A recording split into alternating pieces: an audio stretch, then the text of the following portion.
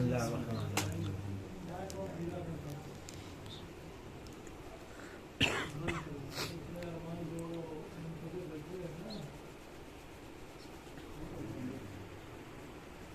لا حول ولا قوة الا باللہ العلی العظیم۔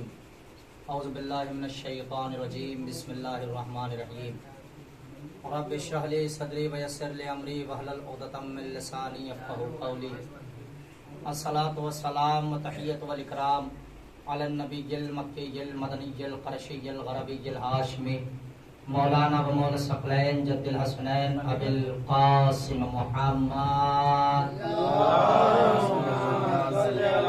محمد وآل محمد وآلہ الطیبین الطاہرین المعصومین المنتجبین المنتخبین ولعنۃ اللہ علی اعدائہم اجمعین من یومنا ھذا الی قیام یوم الدین۔ اما بعد فقط قال اللہ تبارک و تعالی فی القرآن الکریم وهو اصدق الصادقین وقولہ الحق۔ بسم اللہ الرحمن الرحیم۔ یا ایتھا النفس المطمئنہ ارجعی الی ربک راضیۃ مرضیہ۔ صلوات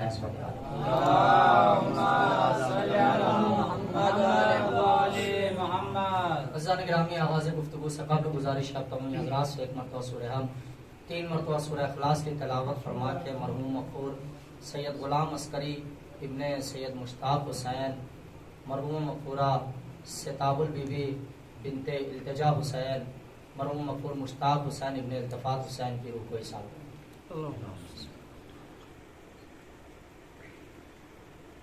خاندان عصمت و طہارت عظمت شہزادی کونین اور خانوادہ جناب ابو طالب کو بلند ترین نعرہ صلوات ارشاد فرمائیں۔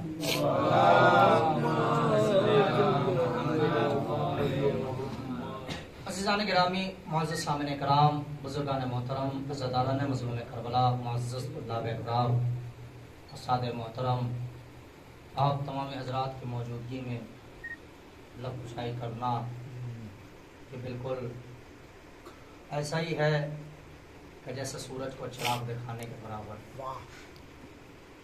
اور ہم سے بہتر مجلسیں ہو چکی ہیں اور مسلسل ماشاءاللہ مجلسیں ہو رہی ہیں اور بہتر سے بہتر ہو رہی ہیں۔ کم علمی کی بنیاد پر اگر کوئی سقط لسانی یا خطا لسانی ہو جائے تو اس کے لیے معذرت ہے اور اصلاح کی گزارش ہے۔ محترم طلاب اکرام کا مجمع ہے، چند معروضات ہیں، بڑی جلدی آپ حضرات کی اذہان عالیہ تک پہنچانا ہے۔ عزیزان گرامی، قرآن مجید کہ وہ کتاب ہے کہ جو رسول کے قلب پہ نازل ہوئی ہے اور قیامت تک باقی رہے گی۔ کیوں قیامت تک باقی رہے گی؟ وجہ کیا ہے؟ آپ دیکھیں کہ آسمانی کتابیں 4 ہیں جو آسمان سے ہماری ہدایت کے لیے نازل کی گئی ہیں، اور ان 4 میں 3 ختم ہو گئی ہے، ایک آج بھی باقی ہے۔ کیا یا تو کتابیں ختم ہو گئیں یا تو کتابوں میں تبدیلیاں کر دی گئیں۔ بے شک توریت، زبور، انجیل اور قرآن مجید۔ عزیزان گرامی، سوال یہ پیدا ہوتا ہے کہ جب یہ تینوں کتابیں یا تو ختم ہو گئی یا تبدیلی ہو گئی تو پھر قرآن کیسے زندہ رہ گیا؟ توجہ عزیزان گرامی، متوجہ رہیے گا، جب یہ تینوں کتابیں ختم ہو گئی یا تبدیلی ان میں کر دی گئی ہے تو پھر یہ قرآن کیسے باقی رہ گیا؟ قرآن کیسے زندہ رہ گیا؟ تو ظاہر سی بات، ایک مثال کے ذریعے میں آپ کے ذہن کے قریب ہو جاؤں کہ دیکھیے، آپ اگر ایک مکان بنوائیے اور مثلا 50 کروڑ روپے اس مکان میں خرچ کر دیجئے، شیشے کا محل بنوا دیجئے آپ، اور بالکل ساری کائنات میں سب سے خوبصورت مکان آپ بنوائیے، اور وہ مکان بنوانے کے بعد آپ 10 سال کے لیے اس مکان سے چھوڑ کے ہٹ جائیے، نہ اس مکان میں جائیے، نہ اس کو دیکھیے، نہ اس میں رہیے۔ آپ انصاف سے بتائیں 10 سال کے بعد اس مکان کی کیفیت کیا ہوگی؟ بطور خاص 10 سال کے بعد اس مکان کی کیفیت کیا ہوگی؟ ہر بندہ کہے گا مولوی صاحب مکان بوسیدہ ہو جائے گا، شیشے ٹوٹ جائیں گے، घास उगाएगी, मकान में चारों तरफ काइयां लग जाएंगी, मकान बिल्कुल खंडर के मानिंद हो जाएगा। मैं आपसे सवाल करूंगा, ये बताइए सरकार, आज 10 साल ही तो गायब थे और 50 करोड़ लगा के बनवाया था। तवज्जो चाह रहा हूं, 10 साल गायब, 50 करोड़ लगवा के बनवाया, उसे तो बाकी रहना चाहिए था। आप कहेंगे मौलाना साहब वजह ये नहीं है कि 50 करोड़ लगा था, अगर 100 करोड़ भी लगता और हम 10 साल गायब रहते तो यही हाल होता। मैं आपसे पूछता हूँ क्यों ये हाल होता? आप कहेंगे मौलाना चूंकि वारिस नहीं था। चूंकि वारिस नहीं था। अच्छा साहब, वारिस से क्या मुराद? अब आप कहेंगे मौलाना चूंकि अगर कोई वारिस होता तो रोज उसमें झाड़ू होता, रोज चिराग जलता, रोज लाइटें जलती, रोज सफाई होती, रोज उसकी देखभाल होती, रोज उसको देखा जाता, रोज उसके जो है हिफाजत की जाती। अगर बारिश होता तो ये सारे अमल होते। जब बारिश नहीं था तो जाहिर सी बात है न कोई देखने वाला था, न कोई सफाई करने वाला था, न कोई पोछा लगाने वाला था, न कोई झाड़ू देने वाला था। मौलाना बारिश न होने की बुनियाद पे वो चाहे 100 करोड़ लगा कर ही क्यों न बनवाते, अगर बारिश न होता तो मकान का हाल यही होता। ओ अक्ल के अंधो, मैं तुम्हें यही तो समझाना चाह रहा हूँ कि 1400 साल से कुरान बाकी है, तो इसका मतलब ये है कि कुरान का कोई न कोई वारिस जरूर है। 1400 साल से कुरान बाकी है और बिल्कुल जैसा नाजिल हुआ था वैसा आज भी है। न तब्दीली हुई, न तहरीफ हुई, और एक उठा था तब्दील करने, उसकी नस्लें तब्दील हो गई। एक उठा था तब्दील करने, उसकी नस्लें तब्दील हो गई, लेकिन कुरान पे कोई आंच नहीं आई। इसका मतलब यह है कि कुरान का वारिस आज भी जिंदा है, और जब कुरान का वारिस जिंदा है तो कुरान के मानने वालों का भी वारिस जिंदा है। जब कुरान का वारिस जिंदा है तो कुरान को तस्लीम करने वालों का वारिस जिंदा है। जब कुरान का वारिस जिंदा है, जब कुरान का मुहाफिज जिंदा है तो हाफिज कुरान का भी मुहाफिज जिंदा है। रखिएगा। तो आइए उस मौजिज़ा किताब में अल्लाह ऐलान कर रहा है, और किताब कैसी है याद रखिएगा। मैं जुमला कह के गुजर जाऊं, अगर आप समझ गए तो दुआएं हैं अज़ीज़ान गिरामी। सुनिए बगौर, कुरान, क्या हमारी औकात है कि हम कुरान पढ़ के कुरान को समझ लें? बच्चे रहिएगा, क्या हमारे अंदर इतनी हैसियत है कि हम कुरान पढ़ के कुरान को समझ लें? हम कुरान की तिलावत करके कुरान को समझ लें? नहीं समझ सकते। क्यों? इसकी भी एक मिसाल देता हूं आपको। मसलन आपका बेटा है, हाई स्कूल में पढ़ रहा है, मैथ में कमजोर है। आप मुझसे मैं आपसे कहूं कि आप परेशान ना होइए, आप अपने बेटे को हमारे पास ट्यूशन लगा दीजिए, हम ट्यूशन पढ़ा देंगे मैथ का। तो आप क्या कहेंगे, चूंकि मौलाना देखिए आप मिंबर पे अच्छे लगते हैं, मैथ का ट्यूशन आप नहीं पढ़ा सकते। अब मैं आपसे ये सवाल करता हूं कि भाई क्यों नहीं पढ़ा सकता? आप कहेंगे मौलाना चूंकि आपने दीनी तालीम हासिल की है, दुनियावी नहीं हासिल की है। अच्छा, इंग्लिश में कमजोर, मैं आपसे कहूं इंग्लिश पढ़ा दूं, आप कहेंगे नहीं पढ़ा सकते। मैंने कहा क्यों? क्या हम अपने बच्चे को ऐसे उस्ताद के पास भेजेंगे क्या अगर इंग्लिश में कमजोर है तो उस्ताद इंग्लिश में महारत रखता हो, अगर मैथ में कमजोर है तो उस्ताद मैथ में महारत रखता हो? मैंने कहा ये कैसी बात है, हम भी तो मदरसा पढ़ाते हैं, हम भी तो मकतब पढ़ाते हैं, क्या हम मैथ और इंग्लिश नहीं पढ़ा सकते? आप कहेंगे मौलाना बात पढ़ाने न पढ़ाने की नहीं है, बात ये है जैसी किताब हो वैसा टीचर होना चाहिए। रहे आप, जैसी किताब हो वैसा टीचर होना चाहिए, जैसी किताब हो वैसा उस्ताद होना चाहिए। मसलन इंग्लिश की किताब है तो उस्ताद इंग्लिश में महारत वाला, मैथ की किताब है तो उस्ताद मैथ में महारत वाला, और विज्ञान की किताब है तो उस्ताद विज्ञान में महारत वाला, यानी जैसी किताब वैसा उस्ताद। अब आइए देखिए कुरान है कैसी किताब? अल्लाहु अकबर। कुरान कैसी किताब है? कुरान पढ़ाएगा कौन? कुरान समझाएगा कौन? क्या कुरान के मुताबिक कोई उस्ताद हमारे नजदीक है या नहीं है? तो हमने देखा कि कुरान है मौजिज़ा, कुरान है उसकी बनाई हुई, कुरान है कयामत तक रहने वाली। तो आया उस्ताद भी ऐसा होना चाहिए, तो उस्ताद भी मौजिज़-नुमा होना चाहिए। अगर किताब मौजिज़ा तो उस्ताद मौजिज़-नुमा, किताब कुरान मजीद कयामत तक बाकी रहने वाली तो उस्ताद भी कयामत तक रहने वाला। समझ बच्चे रहे। अगर किताब कयामत तक रहने वाली है تو پھر استاد بھی قیامت تک رہنے والا ہونا چاہیے. اگر کتاب ہے تو استاد کو کتاب میں مہارت ہونی چاہیے. واہ واہ واہ. اللہ اکبر. تو ہم نے پوچھا, ہم نے کہا بھیا قرآن پڑھائے گا کون؟ قرآن پڑھائے گا کون؟ ایک جملہ آپ کے سماعتوں کے حوالے کروں, محفوظ ہو جائیے گا. قرآن پڑھائے گا کون؟ ہر بندہ کہے گا مولانا یاد رکھیے گا, قرآن حافظ نہیں پڑھا سکتا, قرآن محافظ پڑھا سکتا ہے. سبحان اللہ. صلوات عظمت آل محمد. اللہم صلی علی محمد و آل محمد. جی ہے, قرآن حافظ نہیں پڑھا سکتا, قرآن محافظ پڑھا سکتا ہے. قرآن کی اگر خاصیت یہ ہے کہ وہ پہاڑ پہ نازل کر دیا جائے تو پہاڑ ٹکڑے ٹکڑے ہو جائے گا, تو پھر استاد کی بھی خاصیت یہ ہونی چاہیے کہ جس گھر میں آئے تو دیواریں در بنا دیں. اللہ اکبر. اگر قرآن کی خاصیت یہ ہے کہ قیامت تک باقی رہے گا تو استاد کی بھی خاصیت ہونی چاہیے کہ قیامت تک باقی رہے گا. اگر قرآن کی خاصیت یہ ہے کہ حمد پڑھنے سے مردہ زندہ ہو جائے تو استاد کی خاصیت ہونی چاہیے کہ ٹھوکروں میں مردہ زندہ ہو جائے. جیسا قرآن ہوتا ہے ویسا استاد ہوتا ہے, جیسی کتاب ہوتی ہے ویسا استاد ہوتا ہے. اب آئیے دیکھیں قرآن مجید میں سورہ والفجر میں آیت نمبر 27 ہے, اللہ اعلان کر رہا ہے یا ایتھا النفس المطمئنہ ارجعی الی ربک راضیۃ مرضیہ. اے مطمئن نفس والے پلٹا اس صورت میں کہ تیرا رب تجھ سے راضی ہو گیا. یہ نفس مطمئن کہا کسے گیا؟ یہ نفس مطمئن کا خطاب دیا کسے گیا؟ جب ہم نے تواریخ میں پڑھنا شروع کیا تو ہمیں پتا چلا کہ کائنات میں 1,23,999 پیغمبر آئے. ہر نبی نے کسی نے پتھر کھائے, کسی نے کوڑے کھائے, کسی کو آگ میں ڈالا گیا, کسی نے وصیتیں برداشت کی, کسی کے بدن میں کیڑے پڑ گئے, کسی نے تکلیفیں برداشت کی, کسی نے مسائب برداشت کیے. مگر جب ہم نے تفسیر آیت دیکھی تو ہمیں نہ ملا کہ آدم کے لیے اللہ نے نفس مطمئن کہا ہو, نوح کے لیے اللہ نے نفس مطمئن کہا ہو, ابراہیم کے لیے اللہ نے نفس مطمئن کہا ہو, موسیٰ کے لیے اللہ نے نفس مطمئن کہا ہو. بھیا تو پھر کہا کس کے لیے؟ سبحان اللہ. اللہ اکبر.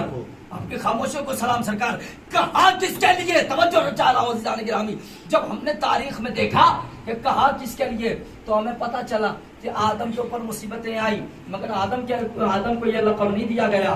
نوح کے بارے میں ملتا ہے کہ جناب نوح پوری بدن میں پتھروں سے چھپ جاتی تھی جب تبلیغ کرنے نکلتے تھے, مگر اللہ جبریل کو حکم دیتا تھا, جبریل جاؤ میرے نبی کے جسموں سے پتھروں کو ہٹاؤ, اپنے پروں سے نبی کے جسم کو مس کرو, میرا نبی شفا پا جائے گا. جبریل آسمان چھوڑ کے آتے تھے, نبوت کے جسم سے پتھر ہٹاتے تھے, نبی شفا پا جاتا تھا. ابراہیم آتش نمرودی میں ڈالا گیا. یہ سارے مسائل, یہ ساری مصیبتیں کم نہیں ہے جو نبیوں پہ. اچھا ٹھیک ہے, کسی کے لیے نہیں کہا. صبر ایوبی تو مشہور ہے نا, کسی نبی کے لیے نہیں کہا. صبر ایوبی تو مشہور ہے. ہونا کیا چاہیے تھا؟ جناب ایوب کے بارے میں ملتا ہے کہ بدن میں کیڑے پڑ گئے تھے, ایسا مرض ہو گیا تھا, اور جیسے ہی بدن کا کوئی کیڑا زمین پہ گرتا تھا ایوب اسے اٹھاتے تھے اور کہتے تھے کہاں جا رہا ہے؟ تیرا رزق میرے پروردگار نے میرے جسم میں رکھا ہے. واپس اسے اپنے جسم میں رکھ لیتے تھے.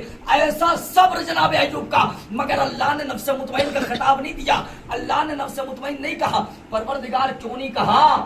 اے میرے معبود کیوں نہیں کہا؟ میں دست ادب جوڑ کے کہوں گا, اے زمین و آسمان کے خالق, اے فرشتوں کو بنانے والے, اے سمندروں میں طغیانی دینے والے, اے دریاؤں میں لہریں عطا کرنے والے, اے نہروں میں بجداری دینے والے, اے ہواؤں کو چلانے والے, اے بادلوں کی تخلیق کرنے والے, اے بارش کو زمین پر برسانے والے, اے آسمان کا شامیانہ بغیر ستون کے قائم کرنے والے, اے جنات و انسان کے خلق کرنے والے, اے فرشتوں کو وجود میں لانے والے, اے مالک ارض و سما, اے مالک کون و مکان, تو نے کسی نبی کے بارے میں کیوں نہ کہا؟ تو جب نہیں پورا واضح قدرت ہے, یاد رکھ نبی کے بارے میں کہہ دیتا, مگر کہا اس لیے نہیں کہ ہر نبی نے میری بارگاہ میں 2 دعائیں کی ہیں, ہر نبی نے میری بارگاہ میں 2 دعائیں کی ہیں. میں نے کہا معبود وہ دعا کیا ہے؟ اللہ نے کہا یا تو یہ دعا کی پروردگار مشکلیں زیادہ ہو گئی مشکل آسان کر دے, یا یہ دعا کی پروردگار قوم پہ عذاب نازل کر دے. اللہ اکبر. متوجہ رکھیے گا. اللہ نے کہا میں نے ہر نبی نے میری بارگاہ میں دعائیں کی ہیں, یا تو یہ 2 دعائیں, یا تو یہ کہا کہ پروردگار مشکلیں آسان کر, یا تو یہ کہا کہ قوم پہ عذاب نازل کر. میں نے کہا اچھا پروردگار تو پھر یہ نفس مطمئن کہا کسے؟ اللہ نے کہا 10 محرم کو آنا, بتاؤں گا کہ نفس مطمئن کون ہے. میں پہنچا 10 محرم, میں نے دیکھا ایک بندہ ایسا ملا کہ جس پہ مصائب آتے رہے, شکر کا سجدہ بڑھتا رہا. سبحان اللہ. صلوات عظمت آل محمد. اللہم صلی علی محمد والے محمد. یہ ہے آپ جس پہ مصائب آتے رہے, ظلم پہ ظلم ہوتا رہا, شکر کا سجدہ بڑھتا رہا. اور یہ شکر کے سجدے کا نتیجہ ہے کہ اللہ کہہ رہا ہے نفس مطمئن. قسم خدا کی کیا ناز اٹھایا ہے پروردگار عالم نے امام حسین علیہ السلام کا, کیا ناز اٹھایا ہے. اور صرف اللہ نے نہیں اٹھایا بلکہ رسول اللہ نے بھی اٹھایا ہے. متوجہ رہیے گا عزیزان گرامی, میں آپ کو حسین سمجھا رہا ہوں اس رخ سے. کبھی کبھی حسین ایسے بھی سنا کریں کہ حسین کی ذات کیا ہے, حسین کا وقار کیا ہے, حسین کی منزلت کیا ہے. یاد رکھیے گا انسانی مزاج یہ ہوتا ہے کہ انسان سر اٹھانا پسند کرتا ہے, سر جھکانا پسند نہیں کرتا. یہ انسانی فطرت ہے, انسان کا مزاج یہ ہے کہ اگر آپ سے کوئی کہے کہ صاحب آپ ہمارے ہاں آئیے اور سر جھکا کے رہیے, کوئی بندہ پسند کرے گا؟ کسی کو یہ بات گوارا ہوگی, کسی کو منظور ہوگا؟ نہیں. کیوں؟ کیونکہ انسان اپنے آپ کو بلند سمجھتا ہے اور فطرت انسانی کا تقاضا یہی ہے کہ سر اٹھانا سیکھو, سر جھکانا نہ سیکھنا. اور توجہ, جو بندہ کہیں سر نہیں جھکاتا ہماری نگاہوں نے دیکھا وہ بھی در حسین پہ سر جھکا رہا ہے.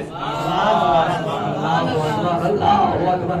جو بندہ دنیا کے کسی بھی کونے میں اپنا سر نہیں جھکاتا وہ بھی در حسین پہ آ کے سر جھکا رہا ہے.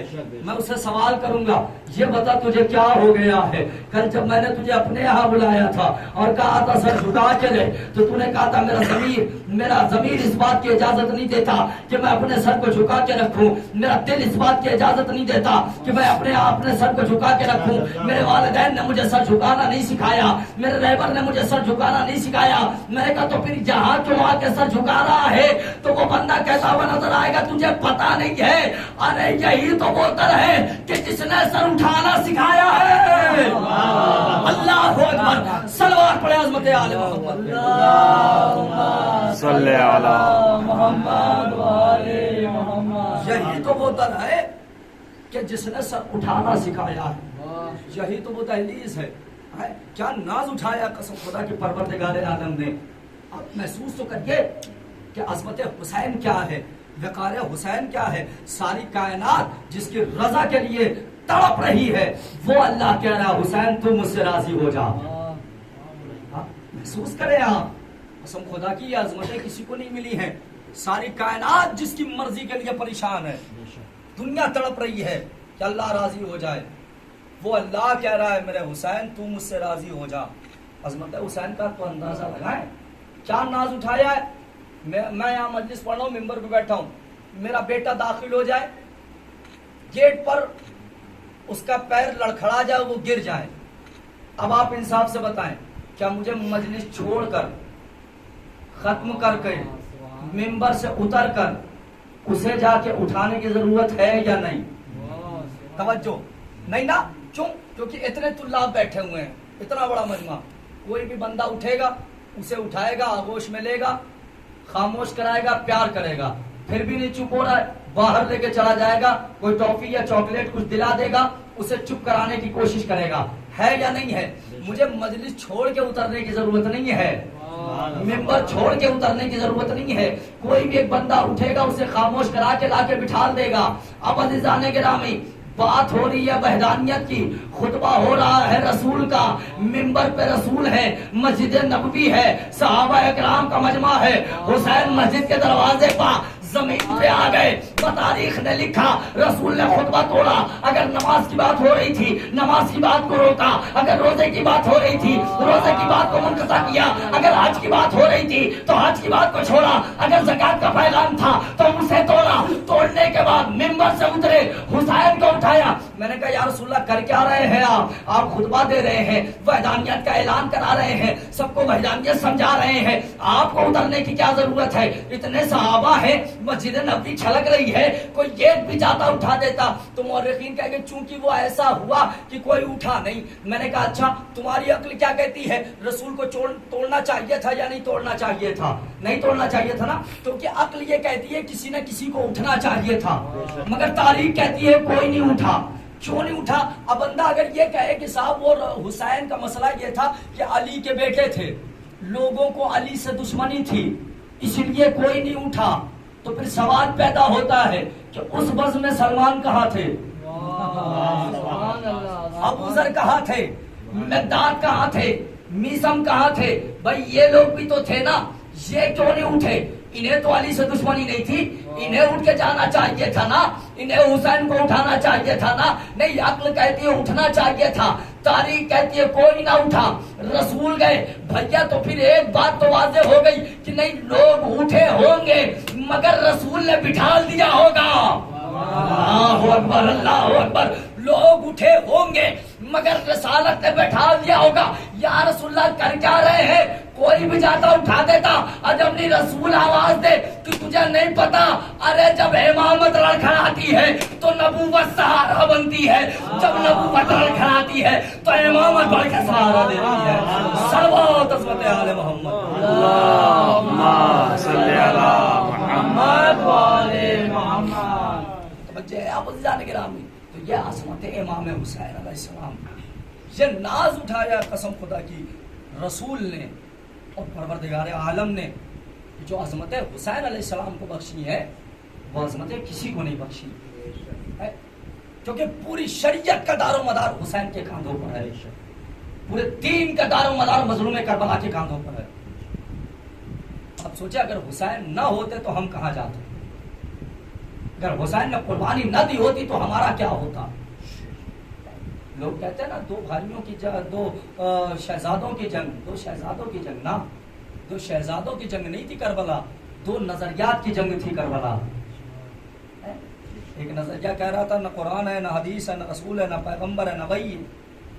हुसैन कह रहे थे कुरान है, रसूल है, पैगंबर है, वही है, जिब्राइल है, अल्लाह है। दो नजरियात की जंग थी।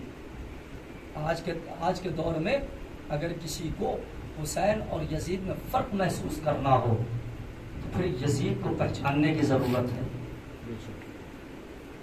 सब खुदा की अजमत हुसैन का अंदाजा लगाया, यजीद को पहचानने की जरूरत है।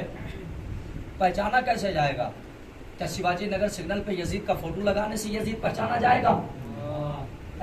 ठीक है, लगवा देते, बड़ा सा यजीद का फोटो बनवाते हैं और लगवाते हैं सिग्नल पर। हमारे शहंशाह भाई मोमिन आदमी खड़े हो जाए, मौलाना साहब जब तक यजीद पहचाना नहीं जाएगा चाहे हमारी तरफ से लीजिए साहब, इन्होंने वादा कर लिया, लग गई फोटो। अब साहब क्या हो रहा है यहाँ? यजीद पहचाना जा रहा है।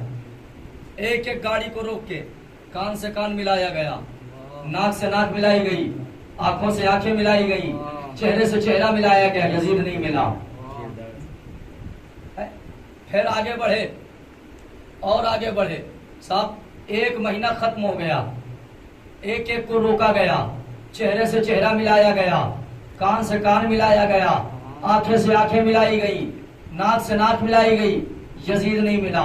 एक महीना गुजर गया, अब शहंशाह साहब परेशान हो गए, हाथों को जोड़ के आए, अरमान भाई आपने क्या मुसीबत कर दी? मैंने कहा क्या हुआ? कहने का अब इसके आगे औकात नहीं है चाय पिलाने की, पैसे खत्म हो गए। मैंने कहा क्यों? कहा एक महीने से साहब आप परेशान किए हुए हैं, एक महीने से साहब आप परेशान किए हुए, पूरा एक महीना हो गया, कितनों को चाय पिलाई जाए, अब इससे ज्यादा नहीं हो सकता। हमने कहा ठीक है। इतने में उस्ताद मोहतरम पहुंचे, कहा क्या हो रहा है? हमने कहा आगा यजीद पहचानवाया जा रहा है। कहा ऐसे यजीद ढूंढ रहे हो? मैंने कहा जी आगा। कहने फोटो हटाओ, मेरा हाथ पकड़ा, लेके मदरसे में आए। कहा अच्छा तुम्हें यजीद पहचानना है तो फोटो से थोड़ी यजीद मिलेगा। मैंने कहा फिर? कहा ये लो किताब, इससे यजीद ढूंढो। अब इतनी मोटी यजीदियत की किताब उन्होंने मेरे हाथ में रखी, मैंने वर्का पलटना शुरू किया, Yazid Yazid Yazid Yazid Yazid Yazid. हाँ मिला। क्या था? यजीद शराब पीता था। अब कोई भी हो, किसी भी मजहब का हो, किसी भी रिश्ते से ताल्लुक रख रहा हो, किसी भी दीन का तो मानने वाला हो, کسی بھی مذہب کا ہو، اگر شراب پیتا ہے تو باہر سے کیسا بھی ہو اندر سے یزید ہے۔ سبحان اللہ، سبحان اللہ، ماشاء اللہ۔ اب دیکھیں اس کا مطلب یہ ہے کہ یزید صورتاً نہیں ملے گا، یزید سیرتاً ملے گا۔ سبحان اللہ۔ اور سب سے بڑی جو یزید کی خصوصیت ہے، بس آخری بات ختم دعا ہے، سب سے بڑی جو یزید کی خصوصیت ہے کیا؟ یزید فساد پسند کرتا تھا، یزید فساد برپا کرتا تھا، یزید لڑائیاں کروانے میں ماہر تھا، یزید جھگڑے کروانے میں ماہر تھا۔ اب آپ یزیدیت کی تاریخ پڑھیں، کوئی بھی ہو، کسی بھی تعلق کے، کسی بھی مذہب سے تعلق ہو، کسی بھی رشتے کو جاننے والا ہو، کسی بھی دین کو ماننے والا ہو، یاد رکھیے گا امامہ، ابا، قبا، شیروانی، ٹوپی، کرتا پاجامہ، داڑھی سے دھوکہ نہ کھانا۔ اگر فساد برپا کرتا ہے تو باہر سے کچھ بھی ہو اندر سے یزید ہے۔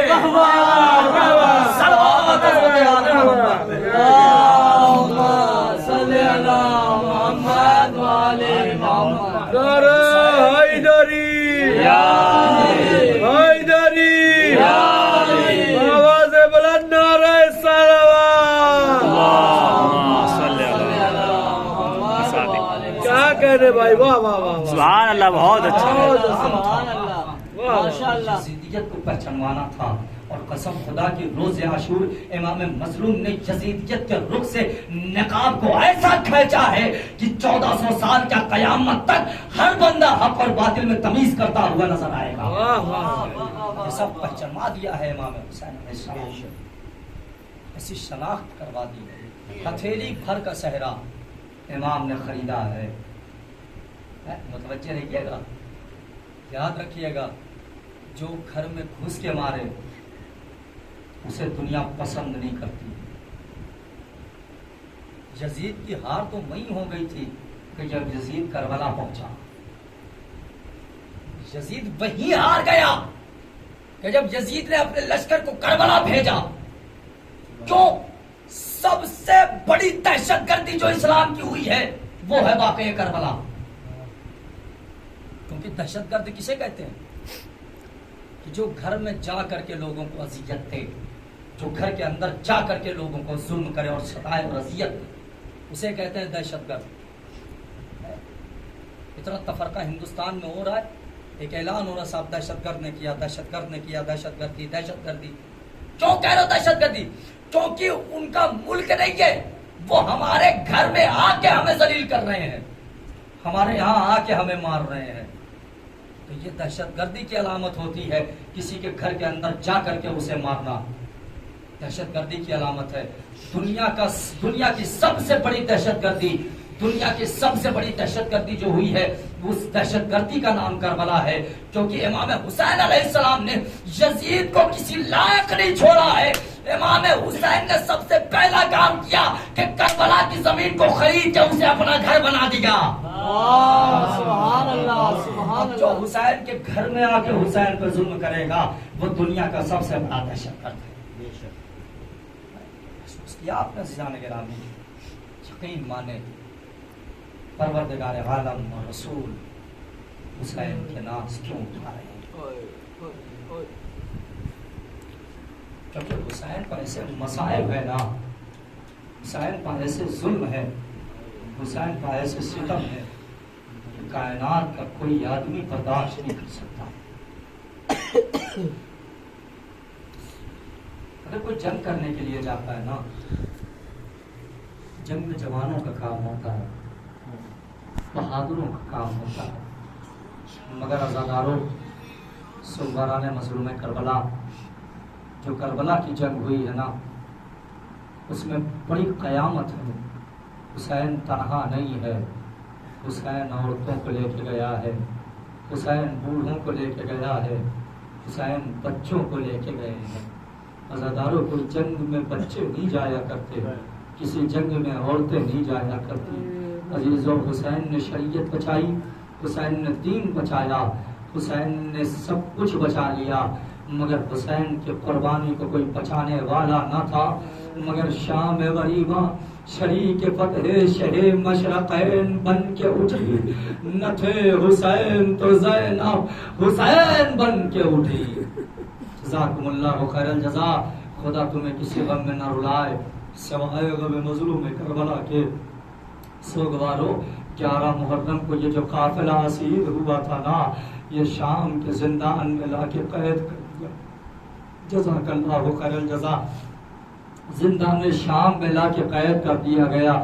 1 سال تک یہ اہل حرم زندان شام میں قید رہے، مگر عزادارو کیفیت یہ تھی کہ 1 سال کے بعد جب سکینہ شہید ہو گئی نا، تو سوگوارو ارباب مقاتل نے جملہ لکھا ہے کہ یزید نے سید سجاد کو بلایا۔ عزادارو سنیے گا، جملہ قیامت کا ہے۔ یزید نے سید سجاد کو بلایا، جیسے ہی یزید کا پیغام آیا، علی کی بیٹی زینب لرزنے لگی، علی کی بیٹی زینب تڑپ گئی اور کہتی ہے میرے لال سب خیریت تو ہے؟ ارے میرے لال ظالم نے میرا سب کچھ چھین لیا، اب تجھے کیوں بلایا گیا ہے؟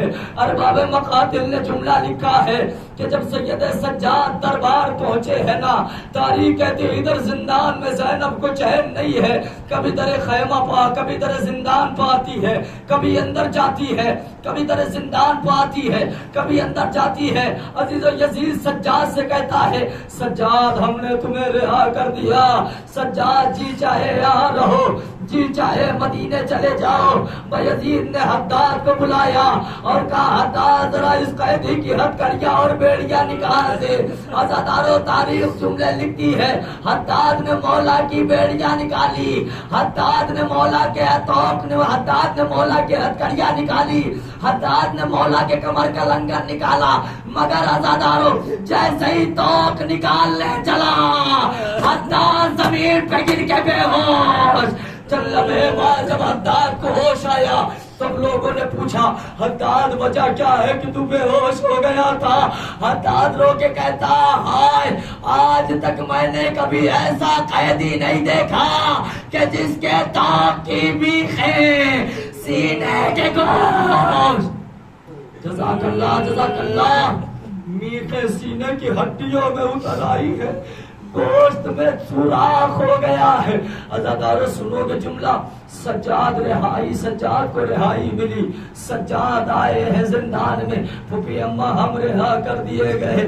زینب کہتی ہے میرے لال جب سے قید ہوئے بھیا کا ماتم نہیں کر پائے، بھیا پہ گریا نہیں کر پائے، بھیا کو رو نہیں پائے۔ سجاد سجاد میرا جی چاہ رہا میں اپنے بھیا کا ماتم کروں، میں اپنے بھیا پہ گریا کروں۔ عزادارو دنیا میں بھائی بہت ہے مگر کوئی بھائی حسین جیسا نہیں ہے، دنیا میں بہنیں بہت ہے مگر کوئی بہن زینب جیسی نہیں ہے۔ مکان خالی کرایا گیا، زینب نے آج میں 1400 سال کے بعد ایک گنہگار طالب علم ہونے کی حیثیت سے جب میں مصائب پڑھتا ہوں تو تم بے ساختہ روتے ہو، تمہاری آنکھوں میں آنسو آ جاتا ہے، تم سنتے ہو اکبر کے سینے میں نیزہ لگا، تم سنتے ہو اصغر کے گلے پر تیر لگا، تم سنتے ہو قاسم کے ٹکڑے ہوئے، تم سنتے ہو عباس کے بازو کٹے، تم سنتے ہو حسین کا گلا 12 ضربوں میں کٹا، مگر صرف سنتے ہو نا اور تڑپ کے روتے ہو۔ مجھ جیسا ذاکر بیان کرتا ہے تم تڑپ کے روتے ہو۔ ارے ہائے زینب جس نے اکبر کا سینہ دیکھا، جس نے اصغر کا گلا دیکھا، جس نے قاسم کے ٹکڑے دیکھے، جس نے محمد کے جنازے دیکھے، جس نے کچھ قدم کے فاصلے سے اپنے بھیا کا گلا کٹتے ہوئے دیکھا، عزادارو ذرا سوچو تو اس زینب کے دل پہ کیا گزری ہوگی جب زینب مصائب پڑھ رہی ہوں گی۔ 7 دن تک اس گھر میں ماتم ہوا، 7 دن کے بعد قافلہ تیار ہوا، کربلا پہنچا۔ عزادارو کربلا پہنچا، بیویوں نے اپنے اپنے وارثوں کے قبروں پر خود کو گرایا، وہاں غربتہ کا نوحہ ہوا۔ 19، 20، 21 سفر کو یہ قافلہ کربلا میں رہا، 21 کو شام میں میں یہ قافلہ مولا سجاد نے حکم دیا کہ یہ قافلہ مدینے کی طرف کوچ کرے.